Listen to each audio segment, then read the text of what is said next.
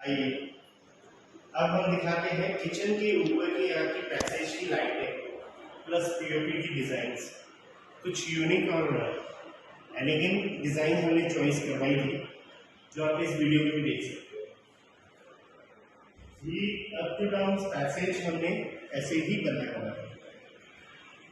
चलिए आइए हम किचन की तरफ चलते हैं और आपको बताते हैं क्लाइंट्स की रिक्वायरमेंट। यूजुअली क्लाइंट की रिक्वायरमेंट थी, ऑलरेडी ये प्लेटफॉर्म था किचन का।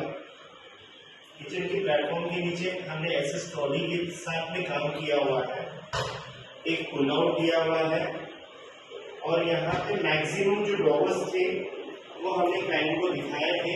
इनमें डिजाइन्स में भी है हमने क्या क्या करना था, क्या क्या किया।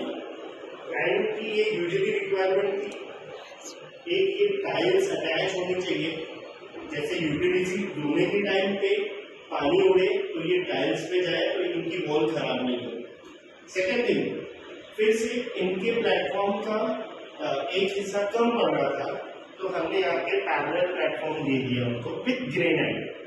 और यहाँ पे हमने जो काम किया हुआ है, आइए दिखाते हैं हम आपको।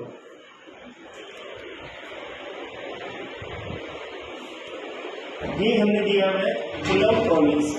आप पुल आउट करके